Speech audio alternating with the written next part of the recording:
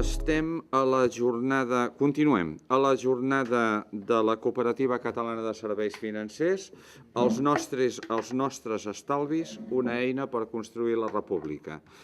En Marc Pons havia d'haver arribat fa bastanta estona, retencions, problemes, etc. Li cedim la paraula i ara ell complementarà el que nosaltres havíem més o menys esmentat al voltant de caixes d'estalvi al bloc de gravació anterior. Marc, endavant. Hola, bona tarda. En primer lloc, en Joan em comentava que ja feia una estona llarga avui, durant el dia d'avui, que ja havíeu estat debatint sobre el tema, sobre la qüestió. Jo sóc aquí en part com a autor d'una novel·la, una novel·la del gènere negre, que el seu contingut com el seu argument estan basats en la història de la destrucció d'una caixa d'estalvis, d'una de tantes caixes d'estalvis que hi havia. En un moment determinat van arribar a haver 13 a Catalunya de caixes d'estalvi entre públiques i privades, i avui no en queda cap, perquè si n'hi ha una que es fa dir caixa, no ho és com a tal. Que és caixa d'enginyers. Aquesta és una altra, oi? Que és cooperativa de crèdit. Sí, jo m'estava referint a una altra. Sí, que l'hem esmentat, la caixa de pensions, precisament amb el seu viratge cap a una entitat financera privada, etc. Exactament. La constitució d'aquesta mena de holding que el fan dir CaixaBank, o no sé com li fan dir exactament, però és una història. Bàsicament, el que hem assistit aquests darrers anys és a un procés de destrucció del model de les caixes d'estalvi, oi? És a dir, i és un procés de destrucció induïda, d'acord? En un moment de crisi profunda, aquestes entitats, aquestes institucions es troben amb unes inversions en uns camps molt concrets de l'economia que són difícils de gestionar. Per una banda, hi ha aquesta estratègia d'haver portat aquestes entitats, aquestes institucions fins a aquesta situació, aquesta cursa esbojarrada, no? Per guanyar quota en el mercat tant d'hipoteques com en el mercat de préstecs al consum, i després hi ha una segona part que és aquesta mena de necessitat creada des del poder per anar fusionant aquestes entitats. Aquesta fusió comportava una desnaturalització d'aquestes entitats i després l'ensorrament definitiu perquè els bancs, les societats anònimes, acabessin adquirint-les a preus més que competitius, oi? Aquesta és la història, hi ha aquesta història. Jo això ho vaig novel·lar a la Caixa Negra, en part jo avui soc, en part o en tot, no? Jo avui soc aquí per això. Jo li vaig voler donar, en aquesta creació literària, li vaig voler donar un toc d'humor molt àcid, però la realitat és una altra. La realitat és que la destrucció d'aquest model, per una banda, implica la pèrdua del control de la societat sobre l'aparell financer. Les caixes d'estalvi, bé fossin públiques, bé fossin privades, eren propietat de la societat. D'acord? Dos, automàticament, en el moment en què la societat perd el control de l'aparell financer, aquest aparell en si no desapareix, es transforma, és com l'energia, oi? Que no arriba a desaparèixer mai, sinó que simplement es transforma, oi? I cau en mans de societats, de holdings, d'interessos privats que no tenen absolutament cap tipus de coincidència amb els interessos de la societat. I en aquesta situació ens trobem, ni més ni menys, després de 10 anys, perquè aquesta crisi induïda arrenca el 2008, més o menys. Després de 10 anys, el que ens trobem és que han desaparegut del paisatge financer català, han desaparegut 13 entitats, o 12 entitats, n'hi ha una que s'ha transformat, d'acord?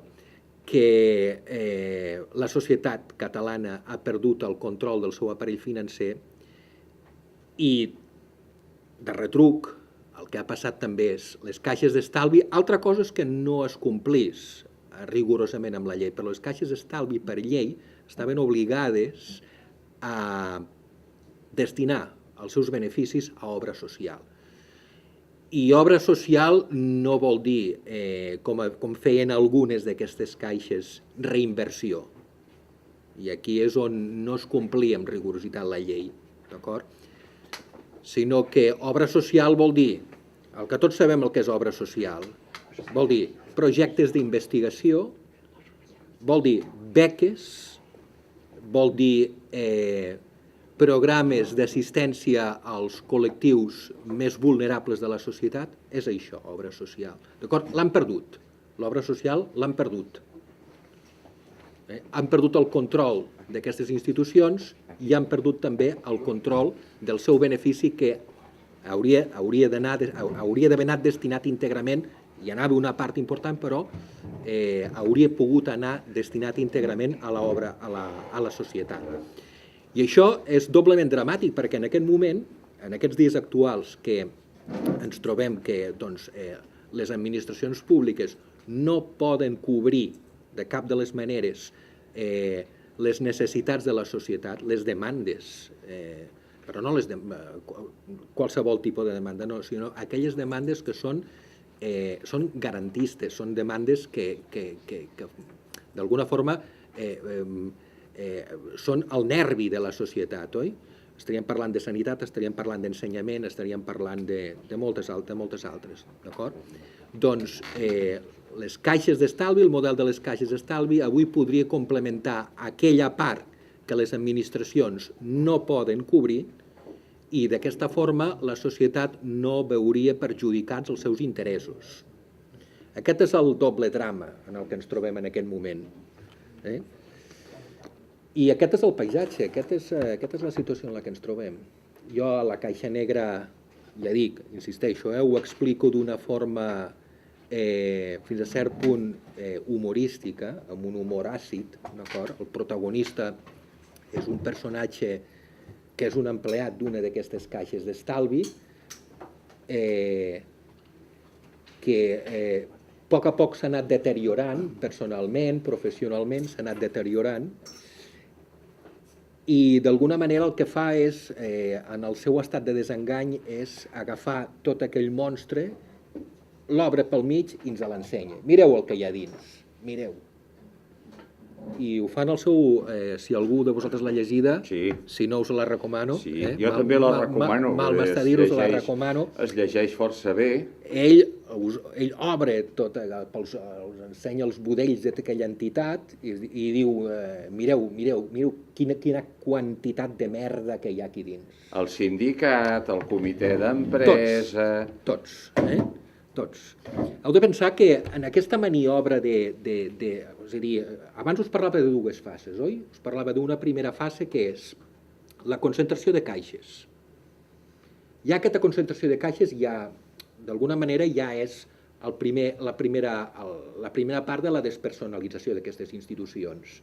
Perquè aquestes concentracions o aquestes fusions, en primer lloc, es fan tutelades pel Banc d'Espanya i tutelades pel Ministeri d'Economia. D'acord? Això per una banda. I després, per una altra banda, es fan concentracions sense cap tipus de criteri. Sense cap tipus de criteri. Ni criteri geogràfic, ni criteri històric, ni criteri sociològic. I llavors, allà ens trobem la tercera part, que és que són convertides, una vegada són fusionades, són convertides en bancs, deixen de ser caixes per passar a ser convertides en bancs, d'acord? És a dir, és un procés de despersonalització d'aquestes institucions. Llavors ens trobem en una nova situació que d'alguna manera s'explica a la Caixa Negra. Què és el que han fet els poders? I quan parlo de poders em refereixo tant als poders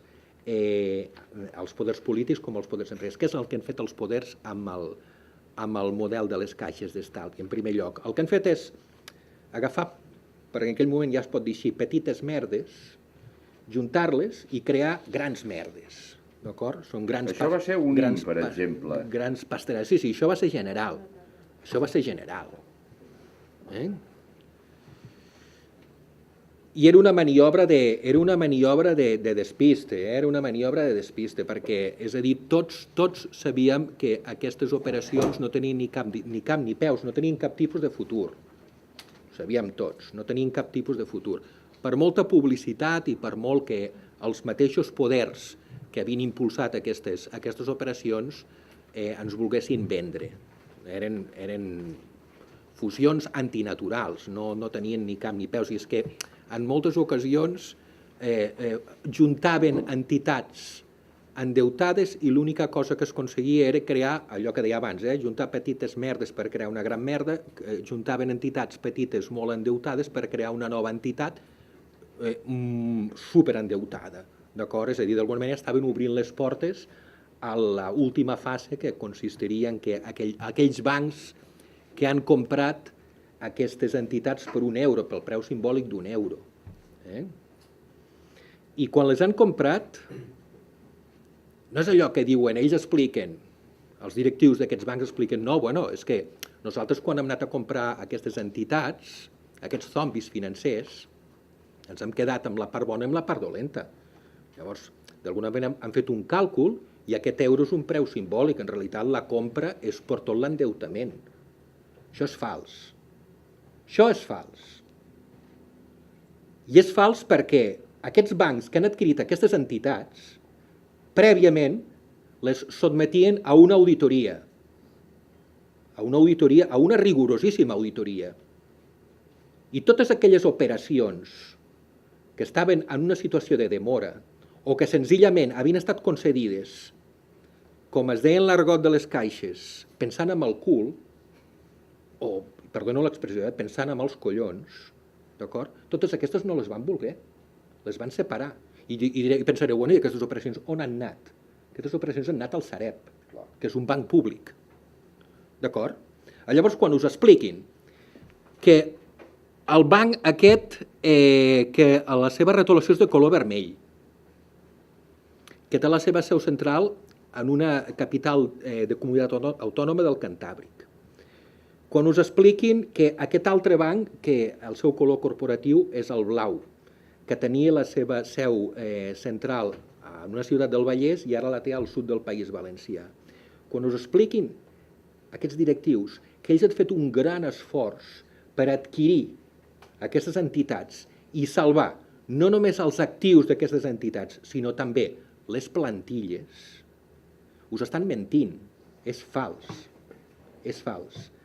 perquè és el que us he explicat, prèviament fent una selecció dels riscos que volien i dels riscos que no volien. Els riscos que eren bons se'ls quedaven, és un negoci, els riscos que no volien no se'ls quedaven i anaven al Sareb.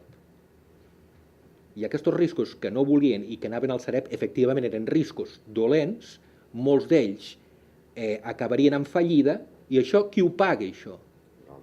El conjunt de la societat. Perquè no es tracta només dels 61.000 milions de rescat bancari. Aquesta xifra va creixent. A mesura que va sumant aquestes coses, aquesta xifra va creixent. Hi ha alguns que ja parlen de 135.000 milions. Hi ha alguns altres que fins i tot arriben a parlar de 250.000 milions.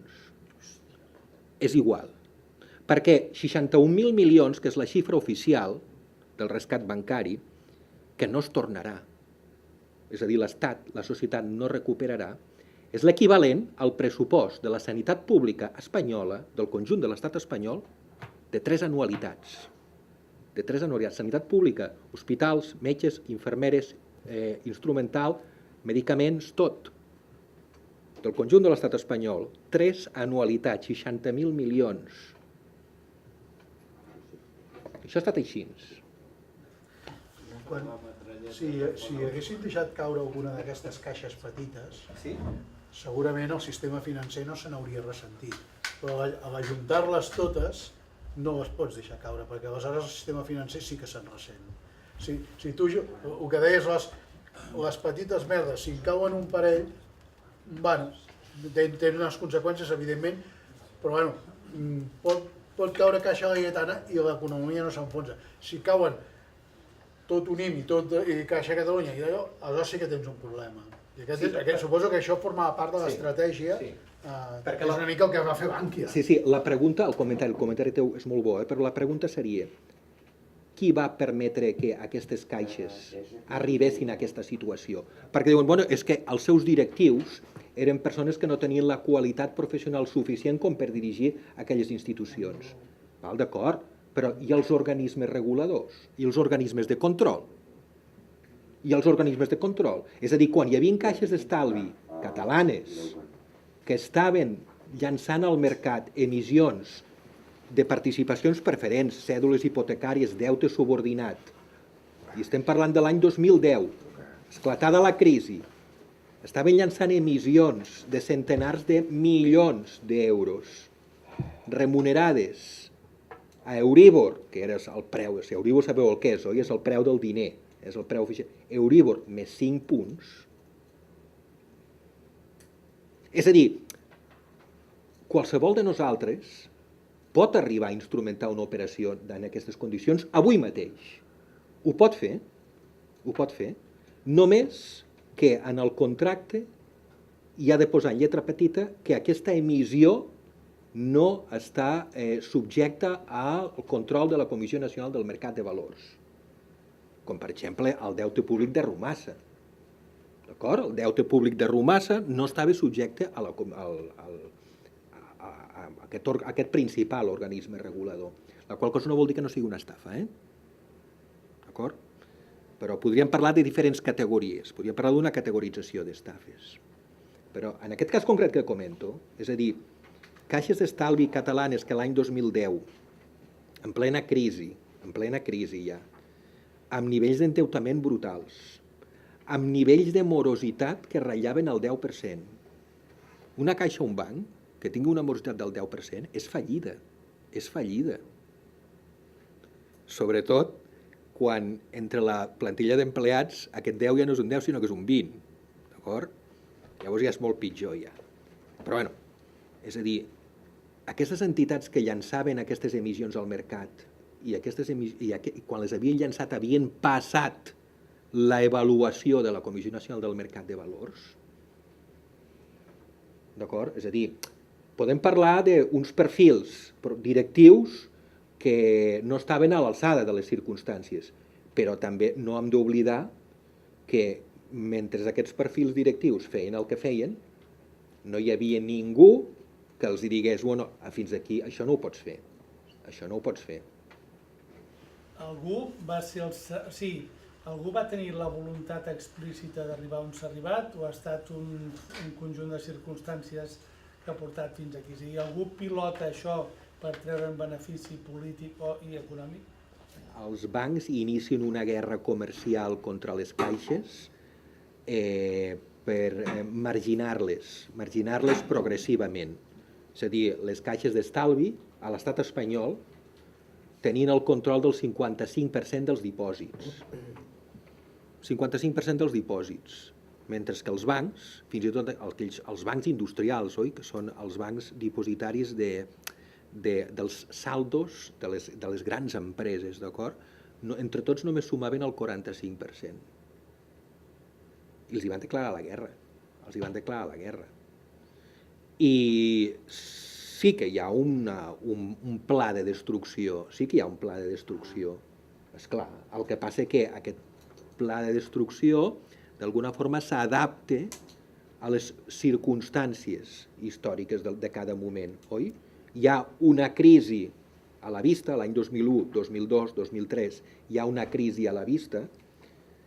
Hi havia personatges del govern central de Madrid que sortien a la tele dient que els propers anys que vindrien, que serien a partir del 2005, 2006, 2008, 2010, serien els millors anys mai vistos, d'acord?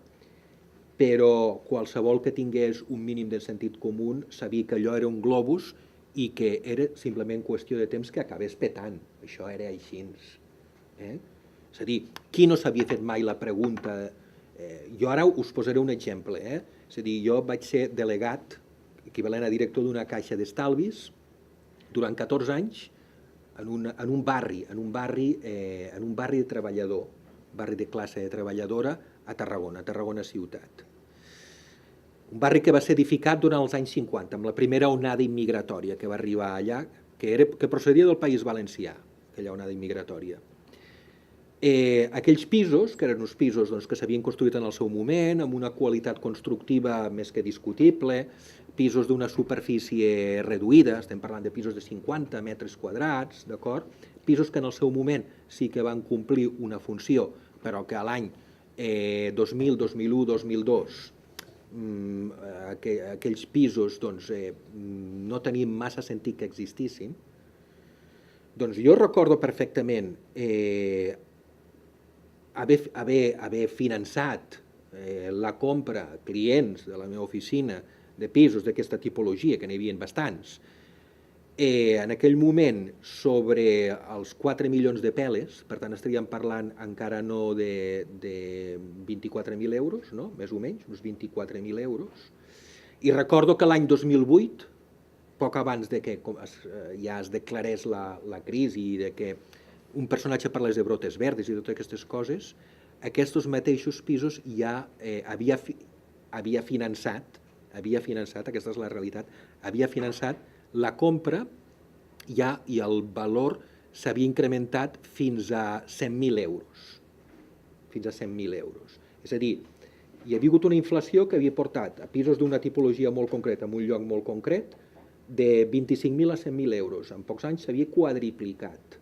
Per tant, vull dir, qualsevol persona amb un mínim de sentit comú, i això era aplicable a moltes altres coses, qualsevol persona amb un mínim de sentit comú sabia que allò era un globus i que era qüestió de temps que acabés esclatant. Per tant, sí, és a dir, és una maniobra que ha estat d'alguna manera construïda, però adaptada després a la realitat del moment. És a dir, la crisi els hi va anar molt bé, els hi va anar perfecte la crisi. Tothom és ignorant, tothom és corresponsable? És corresponsable. Corresponsable? Tothom és corresponsable. Sobretot la gent dels sindicats. Sobretot. És a dir, la gent dels sindicats, els delegats sindicals que tenien veu i vot als consells de govern d'aquestes caixes, eren les persones més ben preparades professionalment i intel·lectualment que hi havia en aquells consells. Molt més que els mateixos directius de les caixes. Eren delegats sindicals dels sindicats. Eren la representació. Les caixes d'estalvi, no sé si ho sabeu, funcionaven una mica com les corts medievals, oi?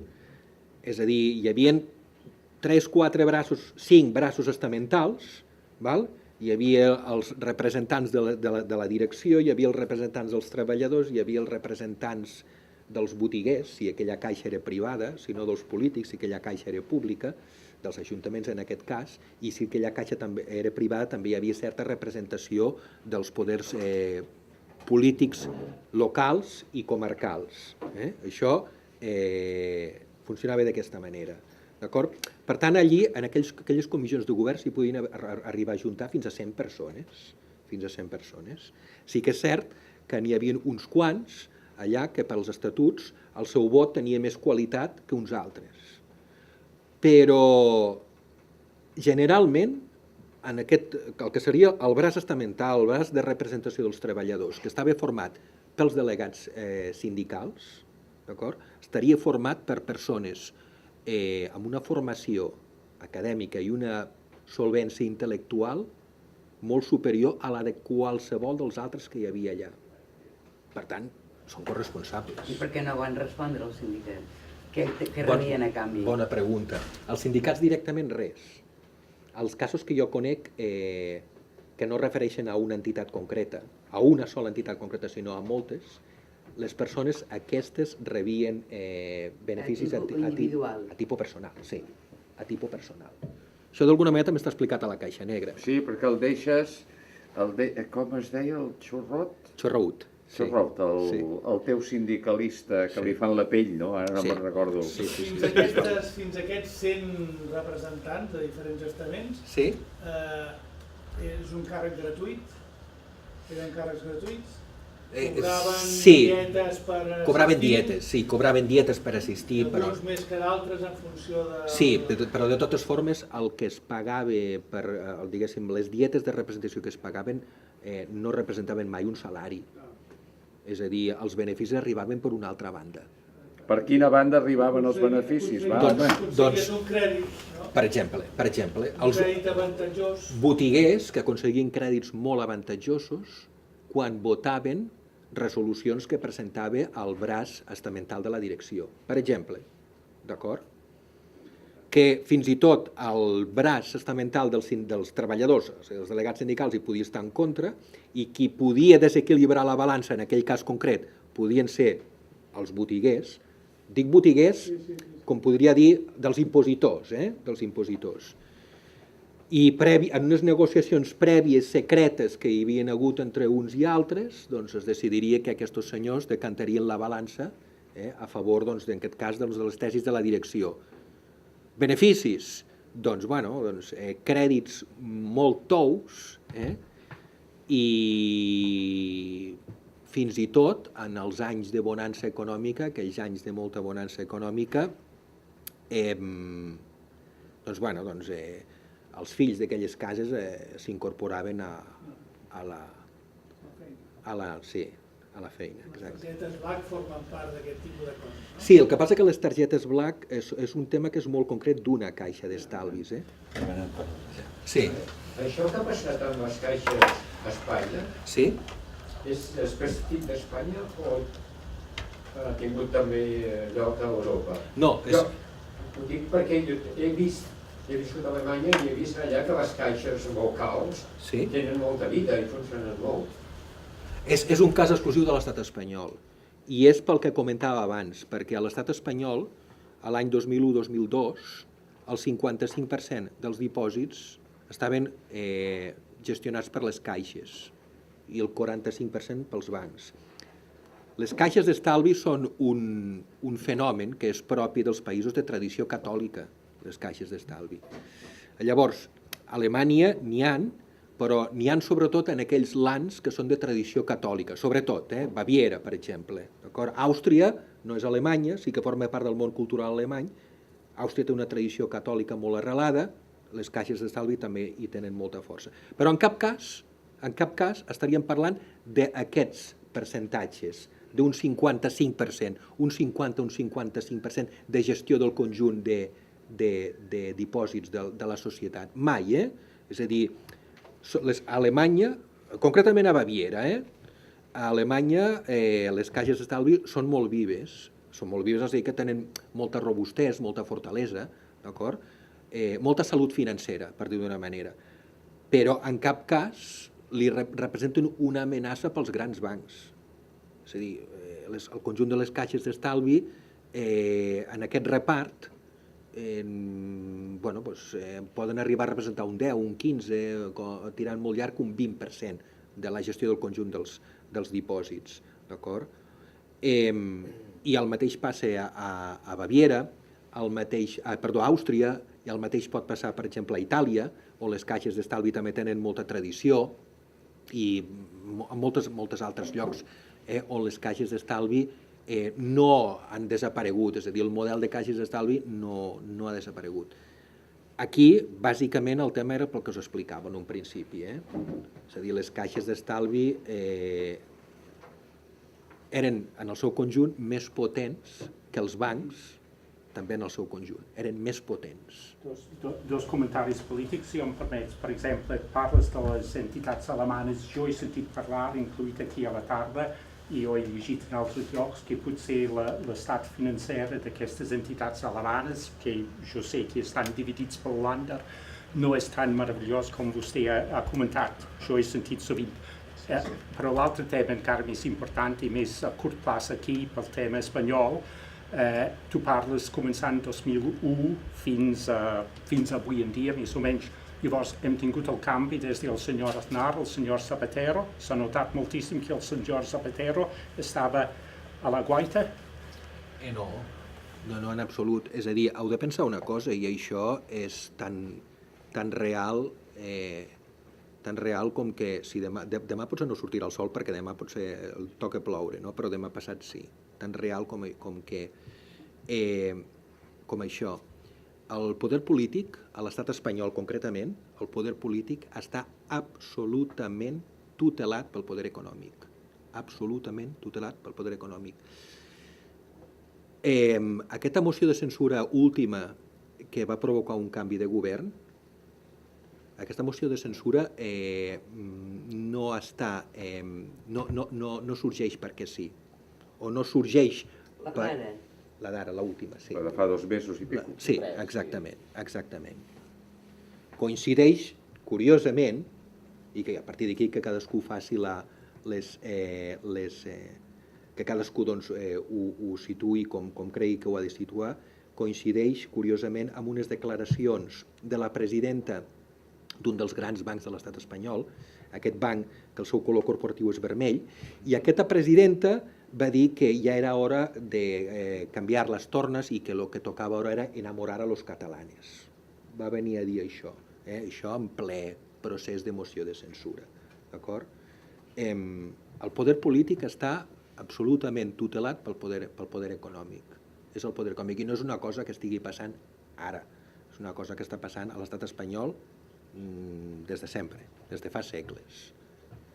Continuem nosaltres i farem de la retenció que has tingut a la duana, farem una virtut i una ocasió. Doncs vinga, endavant. Una cosa que hem estat comentant avui, que portem tot el dia, donant voltes sobre sobirania, etc. Tu vens a confirmar que les caixes d'estalvi tenen origen catòlic i jo aleshores et diria que les cooperatives de crèdit tenen origen protestant, en el sentit Quebec, que és un territori catòlic dins d'un oceà protestant, o sigui, cultura protestant de fons, Suïssa,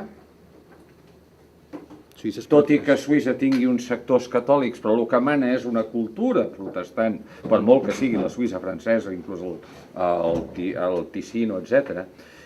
I hi hauria el cas que no ho compliria, que seria Alemanya, Àustria, on són de cultura catòlica, però el Raiffeisen International aquí és el segon, tercer banc d'Àustria, i no sé si a Alemanya ara tu potser em diràs que ho has estudiat més, de que els Raiffeisen Bank, els bancs, les cooperatives de crèdit alemanes, per tant estarien més implementades a la zona protestant més al nord, perquè evidentment no hi ha tant, o sigui, on hi ha les caixes no hi haurien cooperatives de crèdit. Les caixes d'estalvi neixen a mitjans del segle XIX i neixen com una resposta a una demanda de la societat, és a dir, i ara us explicaré com i de quina forma i on és una mica aquesta esquerda que separa el món cooperatiu del món caixa d'estalvis. És a dir, cap al 1850, mitjans del segle XIX, la societat europea ja està industrialitzada, s'està industrialitzant o està d'alguna manera molt industrialitzada, d'acord? Però aquelles societats industrials no compten amb les garanties socials que coneixem nosaltres avui, com puguin ser les prestacions per desempleo, les contingències de malaltia, d'acord? En definitiva, la seguretat, la seguretat social, les pensions, la seguretat social, per dir d'una manera, oi? Llavors, tampoc hi ha cap interès, ni per part dels amos de les fàbriques, i ara ja ens situem ja estrictament en el Pla de Catalunya, no hi ha cap interès ni per part dels amos de les fàbriques, ni tampoc no hi ha cap interès per part de les autoritats polítiques a crear cap mena d'instrument que pugui anar cobrint aquestes demandes. I és llavors quan l'Església Catòlica comença a crear aquests instruments. Ho comença a fer a Itàlia, al nord d'Itàlia, al nord i centre d'Itàlia. Ho fa a la regió de la Llombardia i a la regió de l'Emília-Romanya. Comença a crear aquests instruments.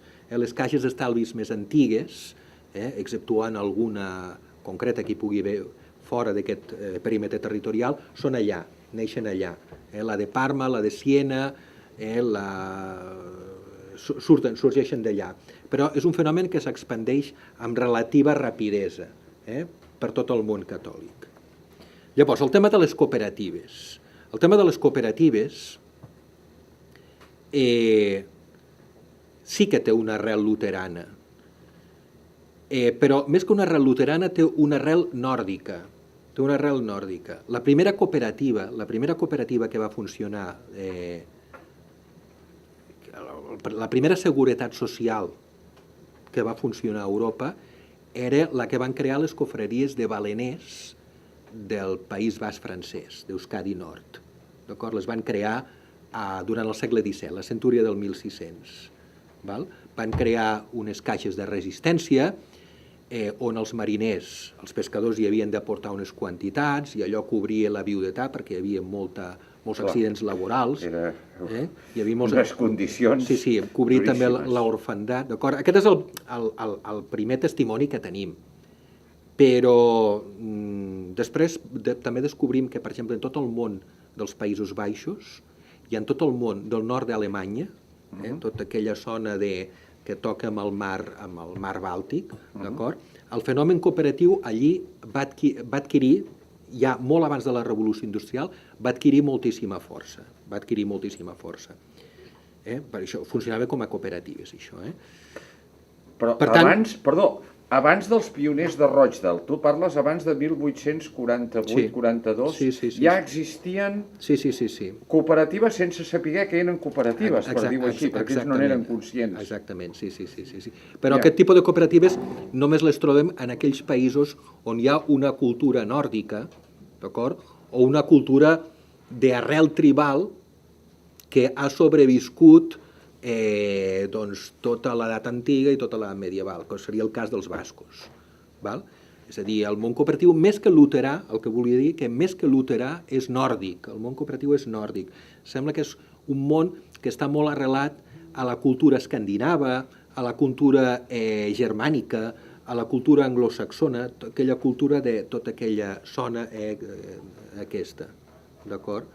En canvi, el tema de les caixes d'estalvi, que no són cooperatives, evidentment que no són cooperatives, doncs és un fenomen creat, són els Montepios, no? És un fenomen creat en els països de tradició catòlica i creat per l'Església Catòlica, creat pels poders, en aquest cas pel poder eclesiàstic. Una mica aquesta la diferència. Un seria una visió més anglogermànica o anglogermànica i escandinava, i l'altra seria una visió més llatina. Sí, però així han anat les coses. Sí, sociològicament també heu de tenir en compte una cosa, els llatins som molt individualistes, els llatins, som molt individualistes. En canvi, els escandinaus, els germànics, els anglosaxons, són molt de treballar en equip, d'acord? I molt gregaris, és a dir, en aquells equips ràpidament es busca quina és la persona que té dots per dirigir el grup, se li dona aquella categoria, per dir-ho d'una manera, i funciona. Això explicat d'una manera així molt simple. Perquè als mediterranis és molt més difícil. Els mediterranis no ens agrada que ens manin, no ens agrada que ens diguin com hem de fer les coses, no ens agrada que... ens agrada fer les coses a la nostra manera, som individualistes, és la manera de ser nostra. Per tant, té sentit que les caixes d'estalvi haguessin sorgit en els països llatins i les cooperatives haguessin sorgit més que una arrel protestant, una arrel nòrdica.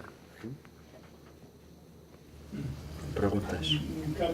Canviant de perspectiva, avui en les diferents sessions que vam fer al llarg del dia ha sortit el tema de qui crea el diner.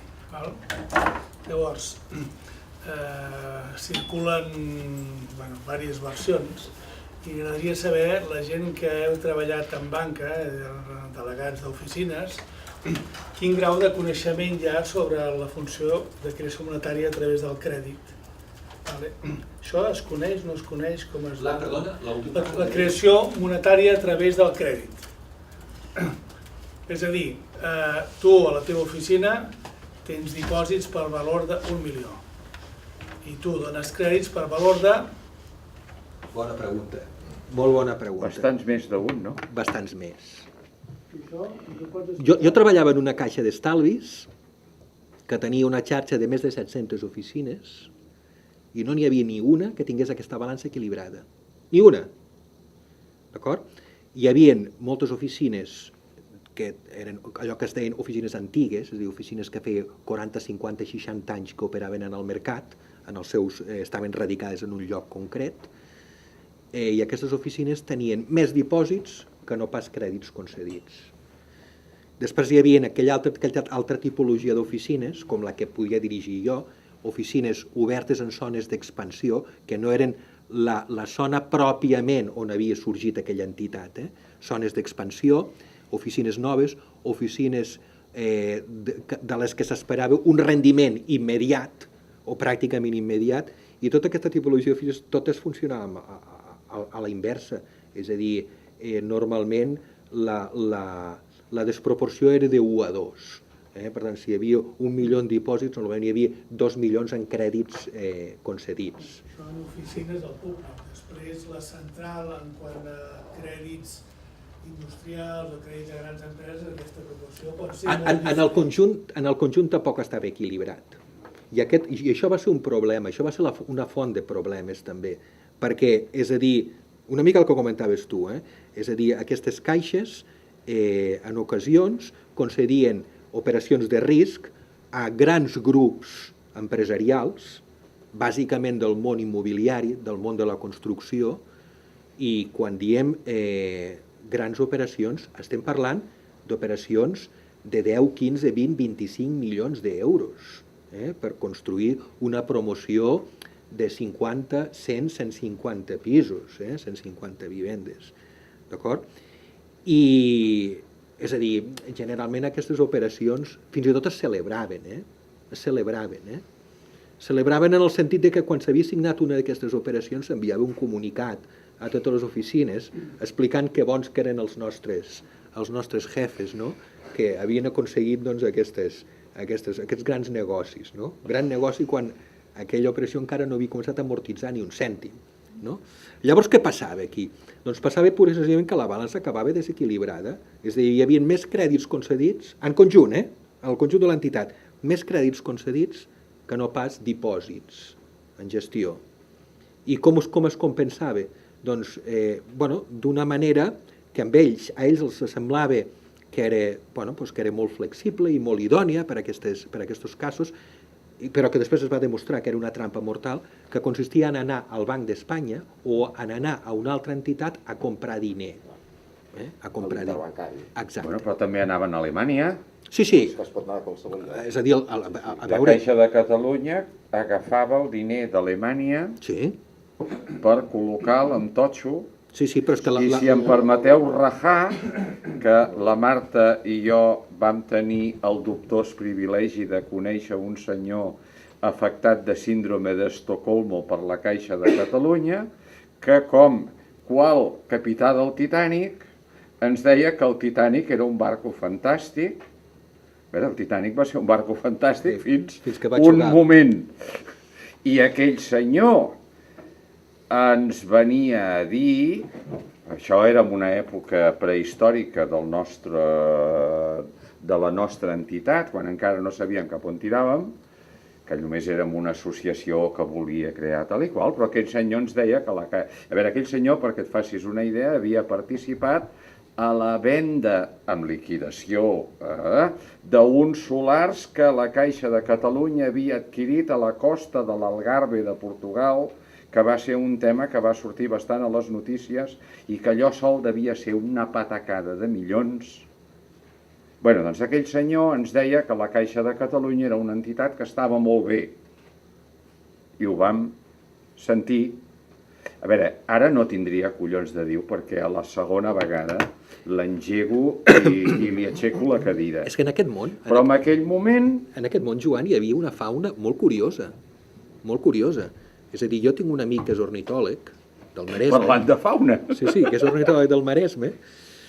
i és un gran coneixedor de tota la tipologia possible d'ocells que hi puguin haver aquí en aquest hàbitat mediterrani nostre, però jo estic segur que no n'hi ha cap que sigui tan singular o tan pintoresc com alguns dels elements que jo vaig conèixer treballant. Jo vaig estar 27 anys treballant en aquesta entitat.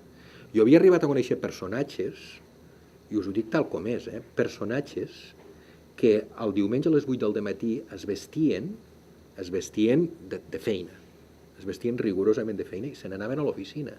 No obrien al públic perquè no podien, però treballaven tot el diumenge. I no uns, sinó tots. I quina era la raó, bàsicament? Ells deien, perquè n'hi havia més d'una, ells deien, bueno, és que, esclar, jo no tinc prou hores per fer tota la feina que tinc, jo tinc un compromís amb la caixa, tinc un compromís amb l'empresa, tinc un compromís... Amb l'entitat. Amb l'entitat. Tinc un compromís amb l'entitat, un compromís personal amb l'entitat, i jo he d'aconseguir en un termini d'1, 2, 3, 4 anys, doncs, duplicar, triplicar, quadriplicar els volums d'aquest punt de venda, d'aquella oficina. Però la realitat després, quan d'alguna manera hi havia una confiança i establies una confiança i podies d'alguna manera escarbar una mica, t'acabaven explicant que és que ells no suportaven l'olor de bolquers que sentien a casa i que no suportaven l'olor de l'oli mentre fregia les patates i que no suportaven a la seva parella que estava de mal humor perquè hi havia una de les criatures que no li baixava la febre i que no ho suportaven, que no podien amb això. I a més es pot treballar com un negre, vull dir, tantes hores, si no tens això...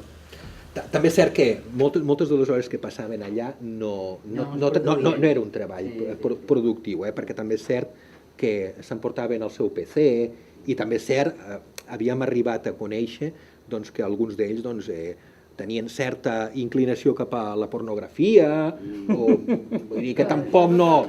Era la seva cova. I el despatx és més discret. Sí, era la seva cova, ho havien convertit en la seva cova, d'acord? Hi ha un passatge, a la Caixa Negra, és una conversa, és un diàleg entre dos personatges d'aquesta novel·la i un li diu a l'altre, i això és molt il·lustratiu, i un li diu a l'altre, no t'enganyis, a les 2 de la tarda, quan tanquem les portes al públic, és quan es desfermen tots els dimonis. Tots els dimonis. És a dir, perquè aquí hi ha gent que l'última cosa que volen és que arribin les 9 o les 10 de la nit per haver de marxar i posar els peus a casa, en la línia del que us explicava. I no n'hi havia un ni dos, n'hi havia uns quants. I desgraciadament aquests uns quants tenien càrrecs de responsabilitat. D'acord? És a dir, resumint, quan les balances es desequilibraven sempre hi trobaven una solució. Però el famós coeficient de caixa que existia llavors i que ara em sembla que ha desaparegut estava situat en el 7, en el 8, en el 10%. Vol dir que no era el doble, o sigui, podies arribar a fer 10 vegades més de crèdit del que tu tenies en dipòsits. I per tant, això veig que no és un tema molt conegut per la gent que treballa allà. Sí, no, és que el coeficient, per començar, és a dir, aquest coeficient de caixa, d'acord, era un criteri que s'alterava a conveniència de l'estratègia de cada moment. I el que sí és cert és que aquestes entitats, durant aquest període de creixement brutal que les acabaria conduint després de la desaparició, cops exagerats de timó en van arribar a donar molts. Per tant, bona pregunta. Els balanços i els moviments, teòricament el Banc d'Espanya els havia d'anar seguint, no cada dia, però... I per tant, si hi havia un coeficient de caixa X, que ja era suficient com per tirar milles, i les caixes i els bancs ho saltaven, això és una bomba. Sí. És allò que si tothom va buscar els calés no hi són, perquè s'han notat que no existeix. La consciència d'això és difusa, no?, pel que veig. És a dir, el Sí. personal vivia dia a dia, cobrava comissió de les operacions que ha fet, dels incentius, no? Sí, els delegats d'oficina cobraven comissió per la col·locació de parafinancers. Què eren els parafinancers? És a dir, hi havia caixes d'estalvis que havien arribat a crear com una mena de botiga, jo en diria de zoco, no? Un zoco, on es venia de forma virtual es venia absolutament de tot. Des d'una bici fins a una farmaciola, per instal·lar-te al cotxe, de tot. I llavors, o motos, per exemple. I cada oficina tenia un pressupost, uns objectius a complir, que si els complia, llavors el delegat de l'oficina, a més del seu sou, del seu salari fix que tenia cada mes, llavors sí cobrava uns incentius o unes comissions. El que sí cert és que eren comissions molt llamineres, en algunes d'aquestes entitats eren comissions molt llamineres, i s'havia arribat a la paradoxa de refinançar operacions que no es pagaven, botiguers o petits industrials que en el seu moment havien sol·licitat un compte de crèdit. Sabeu el que és un compte de crèdit? La pòlissa de crèdit? La famosa pòlissa de crèdit. Havien sol·licitat una pòlissa de crèdit que passats 12 mesos, el venciment, aquella pòlissa no tan sols no estava amortitzada, sinó que pràcticament no havia tingut ni un sol ingrés. I llavors se li plantejava al client, bueno, jo te la refinanço, però aquesta vegada ja no amb una pòlissa de crèdit, sinó llavors ja amb un préstec amb amortitzacions trimestrals, hauràs de pagar una quota cada 3 mesos i t'has de quedar una d'aquestes motos. Com quedar? Sí, has de comprar. Perdó, Has de comprar una d'aquestes motos. Però qui?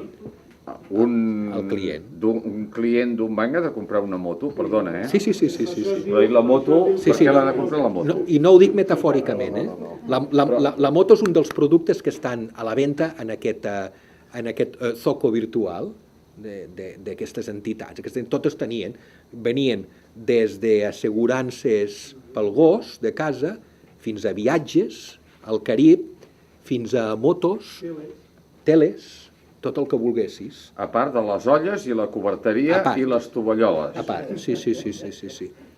Perquè jo recordo les coberteries del Banc de Bilbao, etc, que era impressionant entrar en una oficina dient, a veure, jo on he entrat?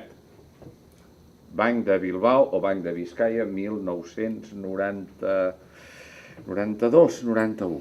Però una vegada allò de dir, a on he entrat jo? S'han dit de coberts allí, paio la caixa darrere, els coberts. Això en moltes caixes s'articulava com una empresa, és a dir, aquest zoco, per dir d'una manera, d'acord, el gestionava una empresa que estava participada en el 50% per la caixa i en l'altre 50% per elements directius d'aquesta caixa. Quan dius caixa vol dir la teva entitat? Sí. És a dir... És que ell treballava la petita de les grans i la gran de les petites, oi? Per dir-ho d'alguna manera? Va. No, estem parlant. Jo us ho explicaré d'aquesta manera. Imagineu-vos una caixa d'estalvis, d'acord? La caixa vermella. I aquesta caixa vermella crea una empresa que penjarà del seu entramat, i aquesta empresa es diu el Zoco Gris, penja d'aquí. Aquesta empresa ja no és una caixa, ja no té la personalitat. És una societat limitada. És una societat limitada o fins i tot una societat anònima. I com està participada aquesta societat? En un 50% per la caixa, és propietat de la caixa, i l'altre 50% pel president, pel director general, pel cap d'obra social, pel cap de publicitat, pel cap del que sigui. A títol personal. Personal i particular. D'acord? Però això... Això estava passant. I llavors la moto te la venia. Tu com a delegat cobraves comissió d'aquesta empresa, per tant t'interessava aquell que estava ofegat i col·locar-li la moto. I mai més ben dit. No afavoria els beneficis de la caixa, però sí que l'empresa... Exactament. I això us ho he volgut explicar perquè aquí ja entrem en una altra qüestió, que és la qüestió, diguéssim, de l'ètica, professional. Val? i que d'alguna forma explicaria la teva pregunta, aquella dels coeficients de caixa, no? O sigui, l'ètica professional estava absolutament pervertida. Però per què? Perquè els mateixos propis directius d'aquestes entitats ja l'havien pervertida.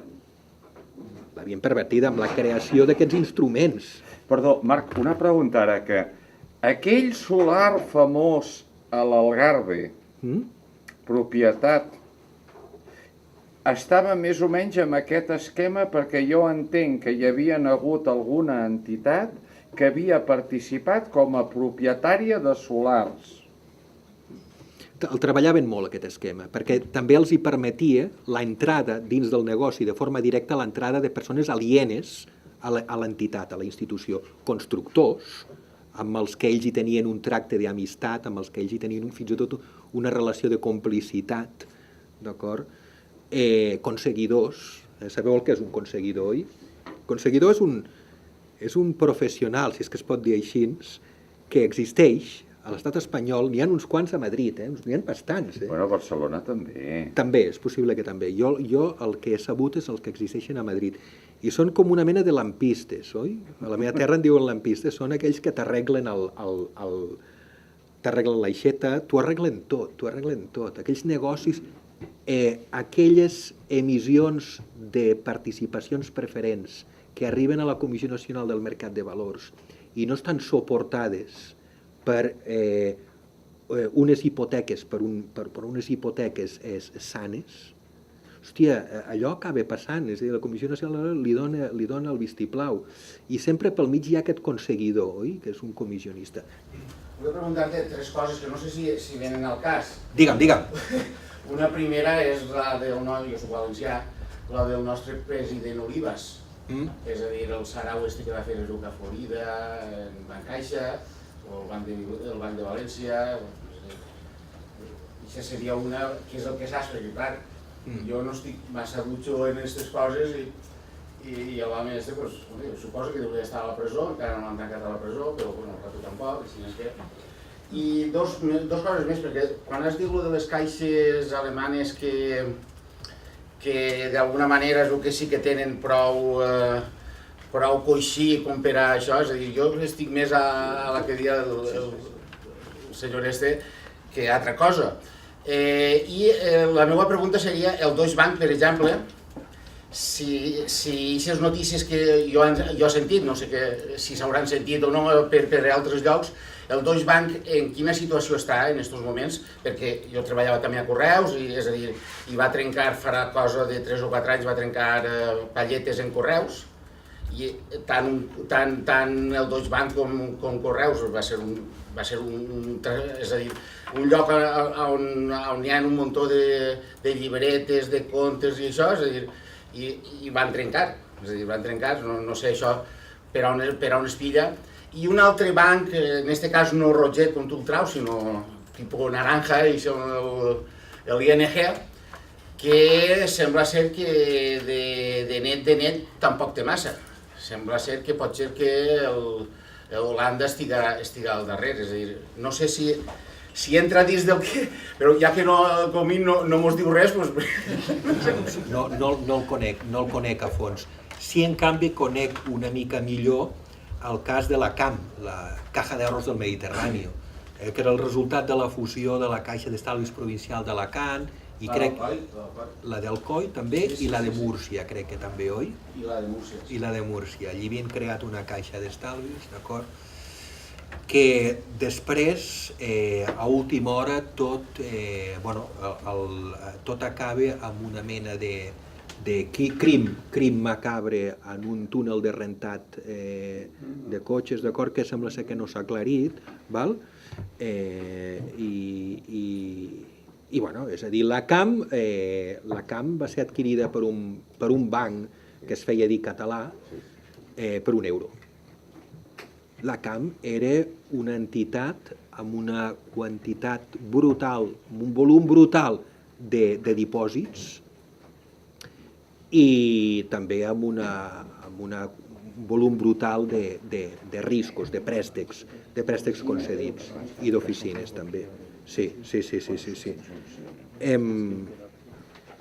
El que passa que al País Valencià aquest tema s'ha estigmatitzat, no? És a dir, hi ha hagut alguns que han volgut fer veure a l'opinió pública, fer creure a l'opinió pública que la corrupció és la corrupció financera, la corrupció política, és com una mena de fenomen que l'han inventat, l'han fabricat els valencians, no? I llavors, doncs, però no és així ben bé. El que passa és que en el cas del País Valencià allò va sortir abans, va surar abans, i en el cas del País Valencià doncs el que va passar pura i senzillament és que els actors d'aquestes operacions eren generalment les baldes més febles de la cadena, i això va ser el que provocaria també doncs, que tot es vegés abans, tot acabés abans a ulls de l'opinió pública i que d'alguna manera doncs, veiem coses que no hem vist en altres casos, no? En el cas aquest. I després l'altra pregunta que em feies... ING i el Deutsche Bank. Sí. Del Deutsche Bank es va publicar en el seu moment que tenia problemes gravíssims, 2010-2011, o sigui, estem parlant de fa 7-8 anys. Tenia problemes gravíssims perquè tenia una part molt important de la seva inversió en deute públic espanyol. La Caixa no era propietària d'un percentatge important del Deutsche Bank? És probable, sí, no ho conec aquesta... Sí, havia tingut un 5% o un disbarat, no? Sí. Sí, però això fa molts anys, 91, 93... Sí, llavors també es van publicar algunes fotografies dels directius del Deutsche Bank en una festa de final d'any, aquestes festes d'oficina, no? Jo en dic festes de pijames, no? Perquè són festes que no tenen ni solta ni volta, no? I entre totes les persones que hi havia allà doncs, hi havia també la cancellera alemanya. I això d'alguna manera ens indica doncs, que el Deutsche Bank no és un banc o un dels grans bancs a Alemanya, possiblement el Deutsche Bank és el banc a Alemanya. I quan aquestes institucions són el banc a Alemanya, el banc als Països Baixos, són a la vegada també institucions que estan tutelant el poder polític. Per tant, té sentit que si un d'aquests bancs, bé sigui el Deutsche, bé sigui ING, bé sigui el que sigui, té un problema greu amb deute públic espanyol, amb deute públic grec, amb el que sigui, té certa explicació que surti l'Estat a rescatar la institució, no? Perquè llavors se'l categoritza com a banc sistèmic, no sé què ho deia ara per aquí, ara fa un moment, i llavors, esclar, com a banc sistèmic no es pot, ells no els hi entra al seu cap que es pugui permetre que caigui aquesta entitat, no? Perquè llavors arrossegaria tot el sistema. Per si ho he entès bé, ens van dir durant la crisi que alguns bancs eren massa grans per deixar-los caure. Sí. El resultat ara és que encara tenim bancs molt més grans que no hi havia abans, perquè s'han absorbit aquest 55% de dipòsits que estaven distribuïts a les caixes. Estem en un oligopoli, de fet. Sí. De fet, no s'hauria d'aplicar una llei antitrust. Sí. Decididament sí. I número 2, entenc que totes les pràctiques que ens han explicat a les caixes possiblement s'estan continuant aplicant en els bancs. No hi deu haver una gran...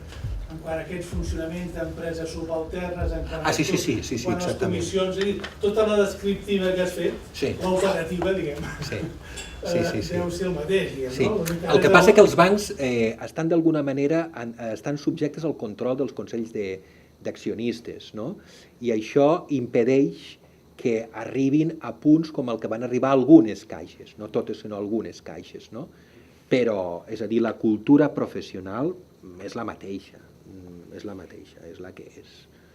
O sigui, no hi ha bancs bons, perquè ens entenguem. Es diu claríssimament que el Banc d'Espanya no ha fet la seva funció i el govern espanyol tampoc, però per parlar de les conseqüències i hem parlat directament o indirectament sense citar noms d'alguns dels líders d'aquests caixes d'estalvi.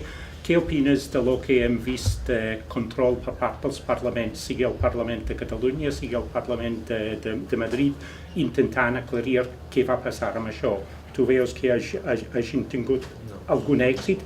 Què opines, sense necessàriament citar noms, de les respostes que hem vist des d'aquesta gent, perquè encara que no hem tingut massa sessions, algunes sessions han existit, i per dir-ho així, si els parlaments no els controlen, simplement vivim en un món encara més difícil que imaginem. I per acabar, perdoni, un petit detall, dintre d'aquest món, la relació financera entre caixes d'estalvis, bancs i partits polítics i els crèdits taus i tot aquest tema? Els parlaments, més de lo mismo, perquè els parlaments estan, és a dir, té la seva lògica, oi? És a dir, hi ha aquell partit majoritari, que és el partit de govern, que està aquí del control del Parlament. Per tant, aquell partit de govern, aquell partit majoritari, o aquell partit que està exercint el govern, que és el partit majoritari al Parlament, que és un partit o una formació política que està tutelada pel poder econòmic, impedirà que als parlaments, a les cambres parlamentàries, es puguin debatre, o que més que debatre, que es puguin investigar, perquè sí que s'ha debatut. En el cas de Caixa Catalunya, o en el cas, per exemple, de Bankia, sí que es va debatre al Parlament de Catalunya. La història del o en Fernández amb la Sabà... el cas de Caixa Penedès. Caixa Penedès, quan el diputat Fernández de la CUP li va llançar una sabata al director general de Caixa Penedès, Ricard Pagès. D'acord? Per tant, vull dir, sí que s'ha debatut. No s'ha investigat, no, probablement per tot això que estic dient, probablement per tot això que estic dient, perquè, és a dir, d'alguna manera es posa un tap, no?, per evitar investigar, no?, tot això vagi més enllà. És a dir, en el moment en què ens diuen que el rescat bancari ha costat 61.000 milions d'euros, que s'han rescatat bancs, quan hi ha milers de persones que han perdut les seves cases, milers de famílies que han perdut les seves cases, quan encara avui hi ha milers de persones que viuen en una situació no ja de risc, sinó d'exclusió social real, i que no són rescatades, I ens expliquen que s'han invertit 61.000 milions de l'erari públic per rescatar aquests bancs, aquestes caixes que van ser mal gestionades, per dir d'una manera, mal gestionades per dir d'una manera. I que estan de rosites. I que estan de rosites. I que d'aquests 61.000 milions és probable que les 4/5 parts no s'arriben a recuperar mai, i que aquí no passi res, hòstia... I el tema de la relació econòmica entre els partits polítics i aquestes entitats financeres... És una mica més de lo mismo, és a dir, tots els partits polítics estan d'alguna manera vinculats a la banca a través de préstecs, no? I fins i tot hi va haver un temps que va córrer per la premsa que el Partit dels Socialistes de Catalunya, que tenia un endeutament important amb una d'aquestes caixes, doncs que aquell deute havia estat condonat, no? Això no és legal. No. Tu no pots condonar un deute. No, d'entrada no. És que no ho sé. No és legal, no pots condonar un deute. És a dir, a veure, perquè ens entenguem, si condones un deute, per d'una manera, d'acord, estàs privant, tu com a directiu estàs condonant el deute d'un client amb l'entitat que tu representes, estàs privant a l'entitat que tu representes d'un benefici que ja estava d'alguna manera calculat en el temps per la devolució d'aquell capital i d'aquells interessos. Per tant, hi ha una responsabilitat. Això equival a, no és legal en el sentit de que, és a dir, en cap cas no hi ha cap caixa d'estalvis ni cap banc que en els seus estatuts o en el que sigui tingui contemplat la clàusula de condonació, graciosa condonació de deute, no? o la graciosa facultat de condonar deute concedida al president de l'entitat, no? Que la podrà exercir un cop a l'any el dia de divendres sant, no? Com feien els governadors, no? Amb els els presos. No és legal, no és legal, o és alegal, perquè no està contemplat, és a dir, si jo particularment li he concedit un préstec a un tercer, jo particularment, i jo li vull condonar, jo ho puc fer, no, això ho puc fer, però si jo sóc el representant d'una entitat que es dedica a això, es guanya la vida concedint préstecs i recuperar, jo el que no puc fer és decidir condonar aquell préstec, no? I tot això té final o han de seguir així eternament? Mireu, jo crec, jo confio o vull confiar en què el model de les caixes d'estalvi, bé sigui les caixes, el model tradicional que havíem conegut, o bé sigui a través de les cooperatives, el recuperarem. Una mica d'esperança bé li hem de posar, perquè ens està quedant un panorama... El recuperarem, d'acord? És l'única solució que tenim per aturar això. És que no hi ha entès que hem de recuperar. El model de caixes d'estalvi... No, el model de servei, el model de proximitat i el model de compromís amb les classes baixes i mitjanes. Perquè en el fons estem parlant d'un tipus d'entitat que hauria de fer que s'hauria de dedicar a classes baixes i mitjanes, i mitjanes... En queden de classes baixes i mitjanes? Baixes moltes. Mitjana no crec, La mitjana s'està reduint a marxes forçades. O sigui, un tipus d'entitat que serveixi classes baixes i mitjanes, i en aquest sentit, cooperatives de crèdit i caixes d'estalvi eren idèntiques en objectiu, classes baixes i mitjanes, un servei de proximitat de territori, inclús de sector, dedicat a un sector agrari o un sector pesquer o un sector on el coneixes molt bé per proximitat, amb un tipus de... Bàsicament és... Perquè el concepte és el mateix. I aquesta llum, a quin any creus que ho aconseguirem? Home, no és tan difícil. Quasi que aplaudiria ara. Bueno, ja valdria la pena, perquè també amb el que portem suat, també hasta faria il·lusió, que dirien al meu poble. Hasta ens agradaria. Bàsicament, una mica el que comenta el Joan, bàsicament del que es tracta és de que recuperem el control del nostre aparell financer. I la forma de recuperar el control del nostre aparell financer és a través de la recuperació d'aquests models de cooperatives de crèdit o de caixes d'estalvi, perquè és l'única forma que aquestes entitats que tenen aquests objectius concrets que ara estava comentant el Joan, d'acord, que es produeixi aquest retorn cap a la societat, és l'única forma. Sí. Bueno, jo no hi entenc, per començar.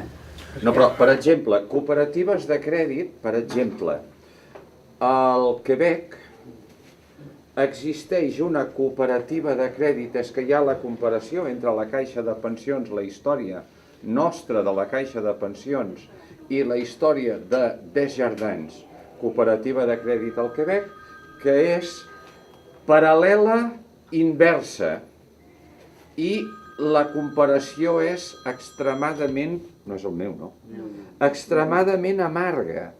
Al Quebec hi ha una cooperativa de crèdit que té 47, que es va crear 2 anys abans de la Caixa de Pensions, van començar paral·leles, es diu Desjardins, són 47.000 treballadors per una població de 8,2 milions d'habitants. La Caixa de Pensions dedicada a tota Espanya té 37.000 treballadors. Desjardins té 47.000 treballadors per una població una miqueta més gran. Una entitat, però, Desjardins, que sols treballa a Quebec, tenen 4 oficines, però 4 testimonials a fora del Quebec, inclús a zones de parla francesa, que hi ha zones al Canadà anglòfon on hi ha minories tal, però testimonials. No han entrat a tot el Canadà, no han colonitzat el Canadà, no s'han embarcat. Són absolutament quebequesos en el sentit de que fan territori, absolutament territori, petita indústria, etc., estan administrats per 313 assemblees locals, provincials, etc., que elegeixen uns compromissaris, etc., són absolutament democràtics, tenen aquests 114, 116 anys d'edat, més o menys la Caixa, 1902, i fan una feina extraordinària de país i són propietat, o sigui, i allí sí que d'una manera inapel·lable el capital d'aquella entitat és propietat de les classes baixa i mitjana del Quebec, que els hi arriba la notificació de que estan convidats a l'assemblea. Però jo dic que no tinc ni idea. Això deu ser una línia política. Social. El capital, no sé. Social. Perquè això ve per la implantació d'un model que va començar, la diferència, Desjardins ve absolutament de baix cap a dalt, començat per un matrimoni que s'hi jugaven els seus diners creant entitats per les parròquies dels barris, dels pobles. Aquell senyor els últims 20 anys es va dedicar a anar poble per poble, va crear 2.000 entitats minúscules, que ara les trobaries despreciables, ridícules, de 30 socis que s'ajunten i posen 4 diners, i tota aquella feina feta entre 1902 i 1922, sumant a una sèrie de coses, etc., han aconseguit, primer, han tingut l'estabilitat política de no tenir una guerra, una dictadura, etc., i han tingut la suficient intel·ligència com a país de poder aglutinar tot allò i anar-ho fent créixer consolidadament, i ara tens una entitat que fa gran negoci, vull dir, és business, vull dir, són bancs, són capital, etc., però que està dominat per les classes baixes i mitjanes d'un país, que mai fotrà el camp d'aquell país i que mai se'ls hi atreviria, com ha passat, i ens ho va dir el senyor Gerald Larros del Quebec, que treballa, és president d'una branca d'aquestes entitats, mai se'ls hi acudiria, en el cas dels referèndums que hi ha hagut, de que es posés a pontificar o a dir que els quebequesos no tenen capacitat per plantejar independitzar-se del Canadà. I això ha passat. Ha passat a l'últim referèndum, que era de l'any 95, si no em falla la memòria, que el van perdre per 35.000 vots. És a dir, fa més mal, o sigui, un cop exposes l'enfonsament del Titanic, fa més mal veure que al costat del Titanic hi havia barcos que van anar rectes i que continuen funcionant. Quebec, Alemanya, Àustria, Suïssa. En menor mida potser Dinamarca, no ho sé ara, a Dinamarca hi ha Merkur Bank, que és relativament petit. No em consta. Ja. No em consta. Jo, en tot cas, si em permets, sobre el tema de recuperar la sobirania financera, que es tractaria d'això. Jo aquest matí, pels que no hi éreu, jo us dic, el primer que tindríeu que fer és anar a la vostra entitat bancària i preguntar, això és el primer que tindríeu que fer, on estan els vostres diners dels plans de pensions i dels fons d'inversió. És el primer que tindríeu que fer. On estan, no físicament, sinó on estan posats. Si estan en bons de l'Estat, si estan en alguna empresa o algun fons d'inversió que es dedica a ells a invertir en armes o que té algun problema de sancions pel medi ambient, perquè així, d'aquesta manera, podríem començar a saber on no volem que estiguin els nostres diners. Bueno, això és la defensa de l'Arcadi Oliveres, no? Sí, exacte. Exactament. Exacte.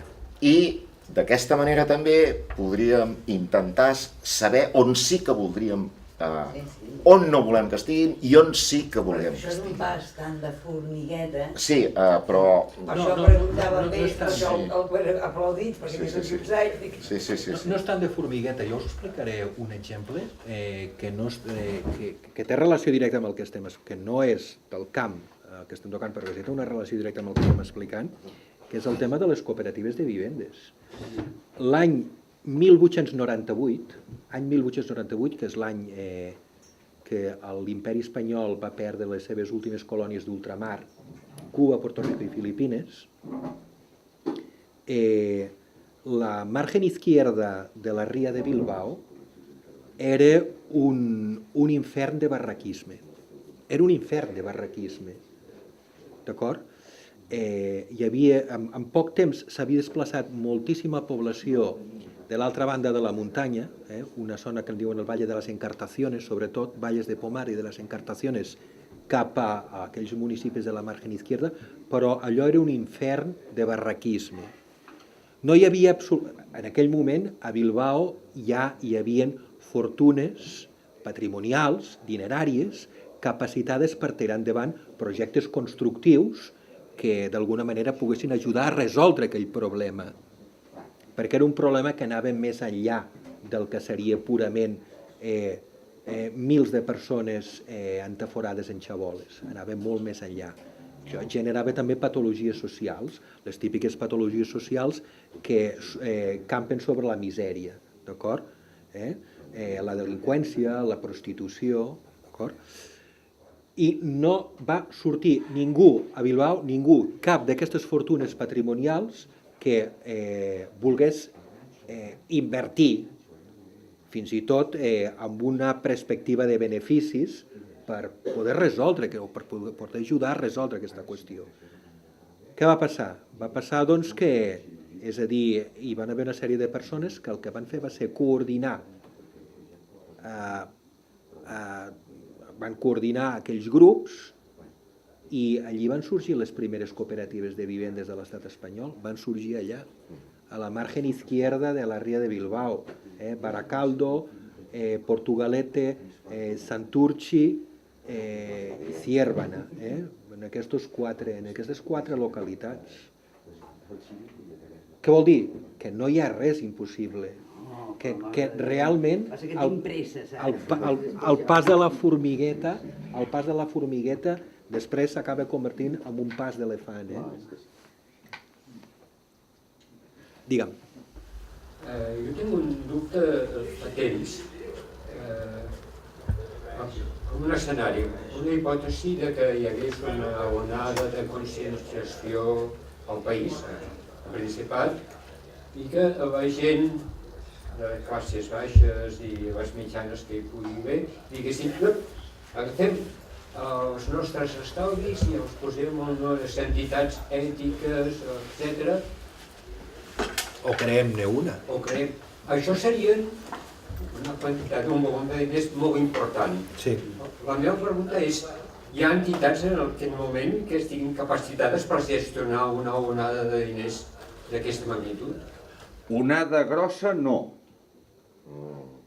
Onada grossa no, però una entrada consistent, o sigui, en el cas nostre, com a organitzadors d'aquesta jornada, i que també estarem, deixeu-me fer una mica d'espoiler, ara que com que nosaltres paguem la publicitat que ens fem, perquè és nostra, que el mitjà, nosaltres ara el diumenge 19 a les 6 de la tarda farem una explicació de la cooperativa, la nostra Cooperativa Catalana de Serveis Financers, que ara és entitat que pot fer una petita part de la feinada immensa que hi ha, amb la voluntat d'esdevenir cooperativa de crèdit, on aleshores sí ja podríem donar tot el servei de domiciliacions bancàries, etc. No?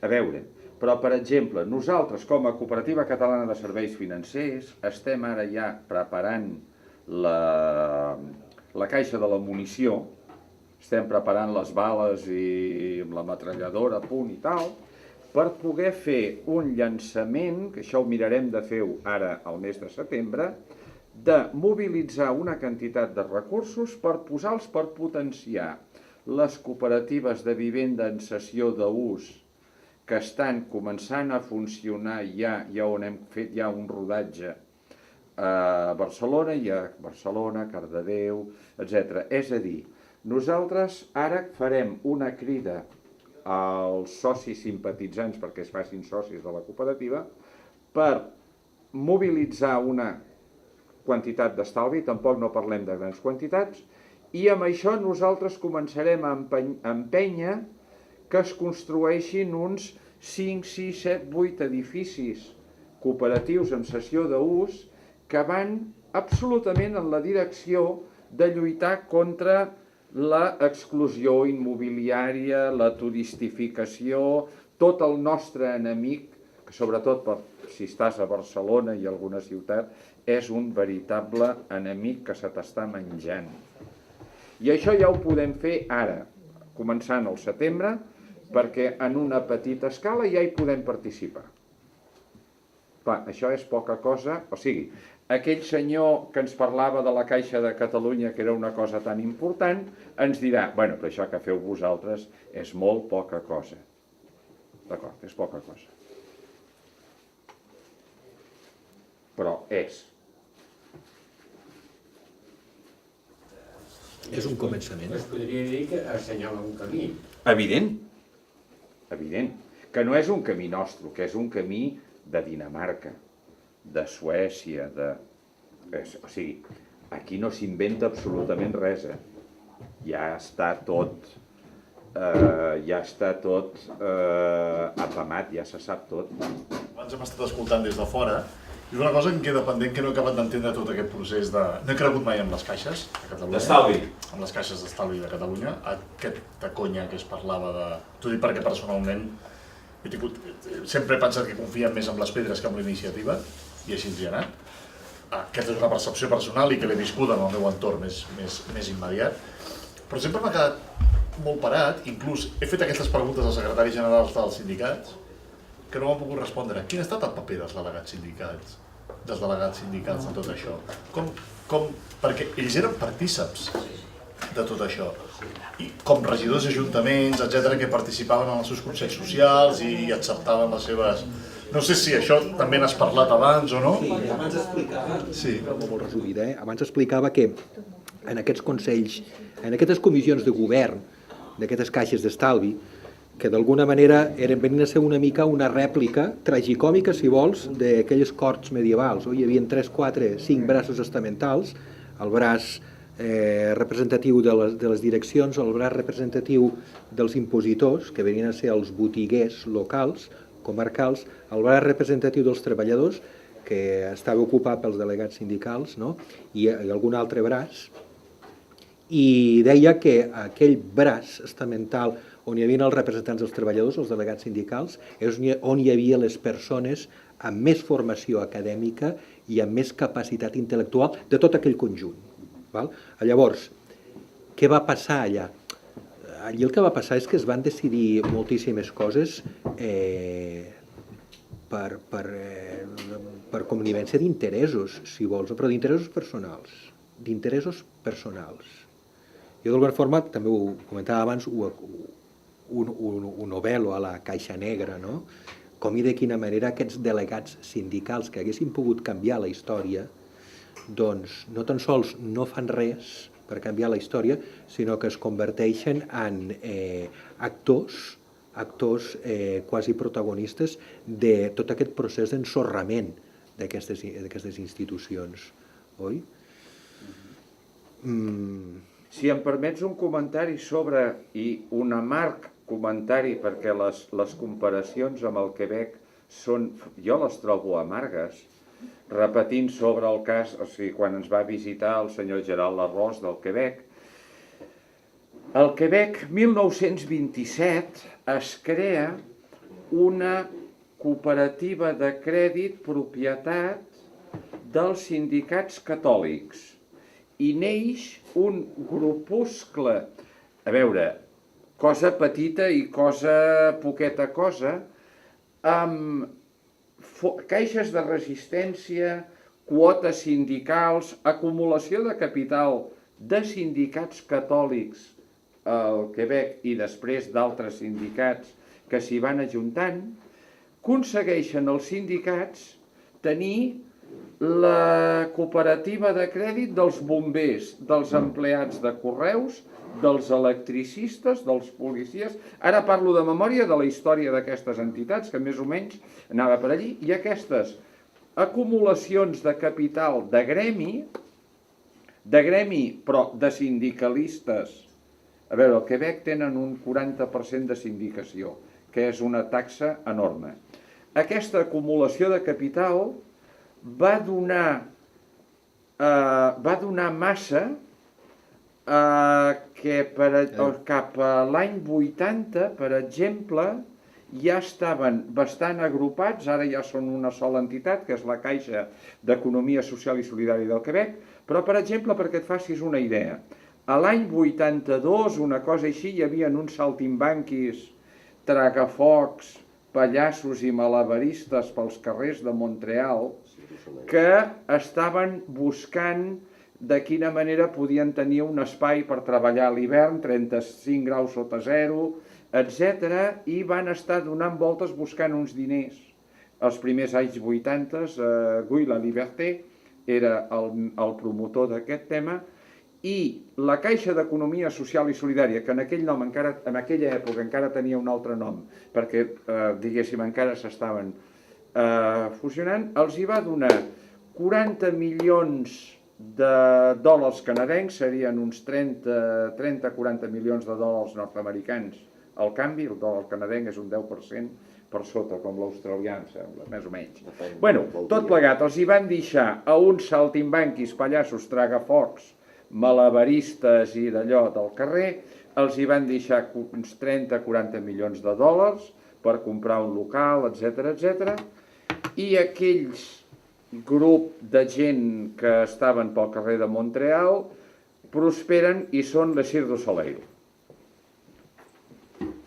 Són les Cirque du Soleil. Guy Laliberté. I van confiar, evidentment van confiar a la Caixa d'Economia Social, perquè aquells ja havien donat voltes per altres llocs i anaven curts d'armilla, que diria aquell, no? Els hi van donar un crèdit i és la gran història de la Caixa d'Economia Social i Solidària, que és el banc oficial del Cirque du Soleil. Cirque du Soleil, 3.000 treballadors, a tot el món.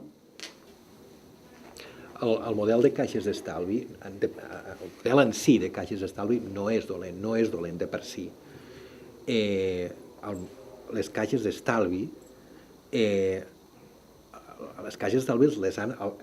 la institució i el model les han ensorrat una sèrie de personatges des de dins i des del perímetre més immediat d'aquestes institucions. Sí, però treballaven darrerament com a caixes d'estalvi. No.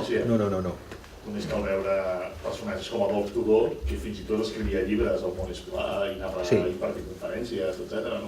I tots han acabat infotats. Vull dir, de fet és que no existeix cap de caixa. No. Existeixen dues. Perdó, n'existeixen dues. Existeixen dues. A Pollença, Caixa de Colònia Pollença. Sí, però Pollença només tenia 12 oficines. Ja? Bueno, però existeix. No anava a Cornellà a obrir una oficina. Evident. I no es va embarcar en el totxo i es va mantenir aïllat de la immensa corrupció de les Balears, que serà un dels llocs on més n'hauràs vist. Caixa Pollença, Caixa Ontinyent, a València també. És a dir, no era una predestinació. També podies haver sigut honest, també podies haver treballat bé i també et podies haver aïllat de corrupcions, de males pràctiques. Evidentment no hauries crescut. O hauries crescut a una escala orgànica mínima testimonial. No hauries crescut, però és a dir, això és com el que... Jo recordo que fa molts anys, quan jo era molt jove, a Lleida hi va haver una vaga civil contra els autobusos perquè hi havia un projecte de la paeria de pujar, no recordo amb exactitud, no sé, un 10, un 20% el preu del bitllet, d'acord? I un noi que era més gran que jo em va dir, i aquesta frase, és a dir, sempre l'he guardat, sempre l'he conservat, em va dir, és que un servei públic no és el món per tenir rendiment. Un servei públic, una companyia d'autobusos, una caixa d'estalvis, no és el món per tenir un rendiment. És a dir, el que d'alguna forma ha de procurar és equilibrar la balança entre despeses i beneficis, oi? És a dir, al final de l'any tancar a zero sense pèrdues. Aquesta és l'autèntica missió d'un servei públic. I el gran problema, a la línia del que tu dius, Quico, és que, és a dir, aquestes caixes d'estalvis, en els últims 25-30 anys abans de la desaparició, van començar a ser els llocs de responsabilitat ocupats per una sèrie de personatges que no ho entenien, això, d'aquesta manera, no ho entenien. És a dir, i si a més sumes que molts d'aquests personatges no tenien ni la capacitat professional ni la solvència intel·lectual per estar exercint les funcions que exercien, doncs el resultat el tens allà. Ja està. Però el model en si no és dolent. El model en si no. És més, jo personalment penso que és millor un model de caixa per a la societat, un model de caixa d'estalvi a un model de banc. És molt millor. O sigui, el model de caixa d'alguna forma et garanteix el retorn. El banc no. El banc mai. El banc mai. No em diguis que tu tornes a servir-hi i tornes... El banc, perdona? No és un servei públic. No, en absolut. Jo et podria argumentar, per lo que ens ha tocat de poder tenir converses amb gent aquí a Bèlgica, a Varsòvia, gent de Dinamarca, de diferents llocs, podem dir, i també per una quantitat de converses amb el professor Joan Ramon Sanchís de València, que és pare, en certa manera, de la nostra iniciativa, perquè quan no sabíem a on anàvem ens va dir: Joan, això i això, perquè és que sí, perquè anàvem cap aquí i ell va dir, tira cap allà, perquè...